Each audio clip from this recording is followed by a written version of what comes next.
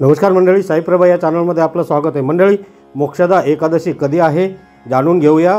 त्याची तारीख, मुहूर्त, शुभयोग, पूजाविधी आणि महत्त्व। तर मंडळी, हिंदू धर्मात एकादशी व्रताला अनन्यसाधारण महत्त्व दिले आहे। दर महिन्याला 2 एकादशी व्रते केली जातात। पहिली कृष्ण पक्षात आणि दुसरी शुक्ल पक्षात।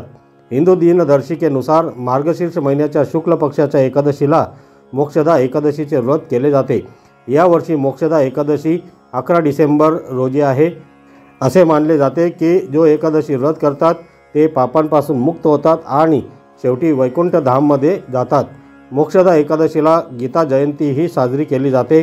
हिंदू धर्मात एकादशी हा सर्वात शुभ दिवस मानला जातो। आता पाहूया मोक्षदा एकादशी मुहूर्त। मोक्षदा एकादशी तिथी 11 डिसेंबर 2024 रोजी पहाटे 3:42 सुरू होईल आणि 12 डिसेंबर 2024 रोजी सकाळी 1:09 संपेल। उदय तिथीनुसार 11 डिसेंबर रोजी एकादशी साजरी केली जाईल। आता पाहूया मोक्षदा एकादशी पूजन मुहूर्त। उन्नती आहे सकाळी 7:03 ते रात्री 8:21।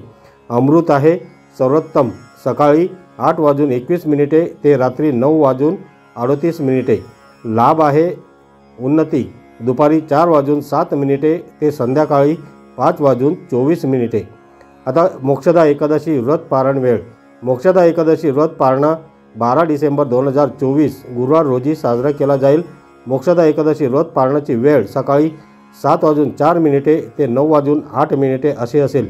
पारण तिथीच्या दिवशी द्वादशीची शेवटची वेळ रात्री 10:26 आहे। आता पाहूया मोक्षदा एकादशी पूजाविधी।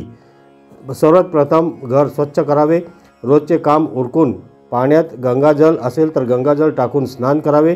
यानंतर आचमन करून स्वतःची शुद्धी करावी। पिवळ्या रंगाचे कपडे असतील तर ते कपडे घालावेत, स्वच्छ कपडे घालावेत।